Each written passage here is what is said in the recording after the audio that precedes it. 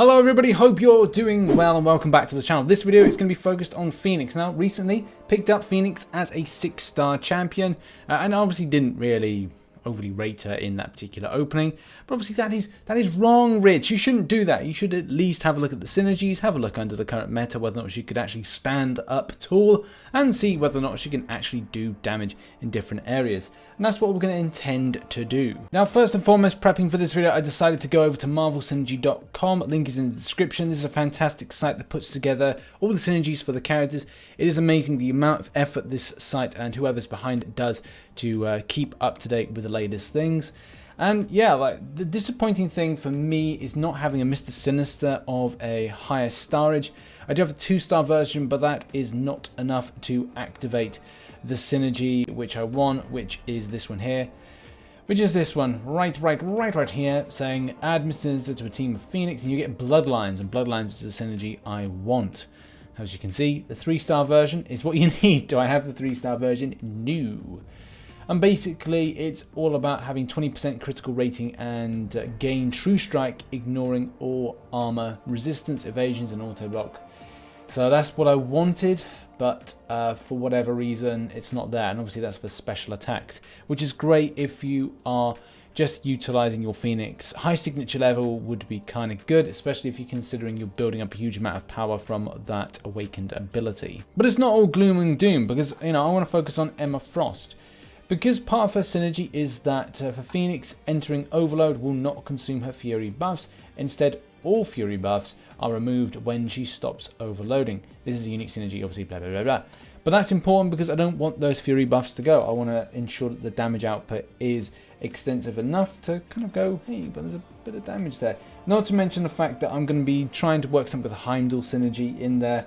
And as well, I've got Archangel in, and the only reason I've got Archangel in is just to increase special attack damage, which is a bit unfortunate because of the fact that I would have liked that Mr. Sinister type. Okay, well, we're doing specials in any case, but at the same time, having the 20% critical rating and gain True Strike is something I would have liked a little bit more, but we'll see how things factor in.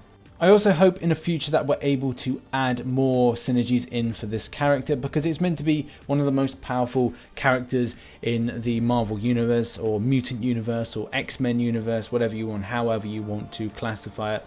I would have liked to have seen just more amazing stuff from this. And obviously just highlighting that point with Overload, 11 Furies on entering Overload, all Pheonix Force charges are immediately consumed, and the Pheonix begins to consume Fury buffs periodically. God, if I can speak. All attacks have 25% chance to stun Incinerate targets. Offense and defense power gain is reduced to 80%. On reaching 0 Fury charges, the Pheonix stops overloading and generates 1 Pheonix Force charge. So I guess there's some positives to that, and also some negatives. I suppose what I'm going to try and do first and foremost is probably build up some heavy attacks for Pheonix force buffs, and also just kind of I haven't really used this champion in any kind of like offensive or any kind of difficult area, so it's going to be a learning curve for me for a champion and a character that I've kind of ignored for a long time. But a 6-star obviously is a 6-star, and I should not poo-poo it until I've probably given it a try.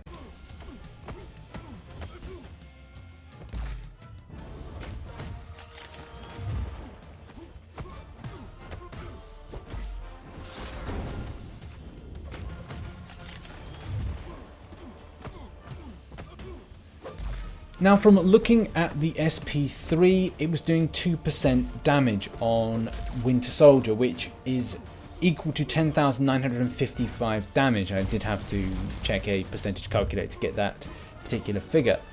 And that didn't really give me much sustenance. I was looking at thinking, what, 10k for that damage? I must have got the synergy wrong, and that, I think, is the case. Because when I went back to the drawing board and went, okay, well, I'm going to put together a new synergy. And this synergy is meant to be about the increase of combos in the combo meter, which is the Beast synergy with having either Black Panther or having in the Cosmic Superior Iron Man variant suit. Now, that is where things improved. And I think with the good synergy tinkering, this could be a good fit. So what happened? Did it go well? Well, again, points back to Kabam doing something with the game. I'm actually kind of like now looking at my screen, which is still trying to load the game, which is not good. But obviously, I can get into other games at the moment, and then when I restart, I can. Anyway, don't need to bore you. The fact is, the percentages were better. Putting up those combos is 15%. Now it's a stack, so that's saying like 30% additional damage. Yeah, maybe it would be a wise idea instead in the future to pair up the Heimdall synergy with one of those genius intellect synergies to see if that would be better. Now I don't know if I have the time to do that because I did want to interwork with that Emma Frost synergy. I think that's kind of a good synergy to have. But look, let's get to the point, right? 4% is what I did. And where does that kind of equate? Well, that gives us 21,910, which is a slight improvement, but it's nothing really to write home about. And obviously you can see in the bottom right hand corner there must be something really up with MCOC at the moment, at the point of recording this video. It is making it a little bit unpleasant now. Okay, let's take Pheonix into a more competitive area, and I say competitive, it feels really bad at the moment in game. There's some real weird things going on with the connections. It's just come back from a connection issue. This video has been recorded on the 4th of November. So if you know, midway through the day there was a big issue. Now, this is going to be a problem because the AI is responding so weird. I don't think it's going to throw its SP2. Very, very peculiar today.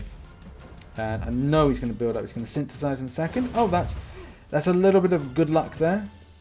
And the problem is, it's just like now, this is the positive. I've built up all those incinerates. And the way, hopefully, we're going to... There we go. That's good. And we're back in again. But we've lost all those fury buffs.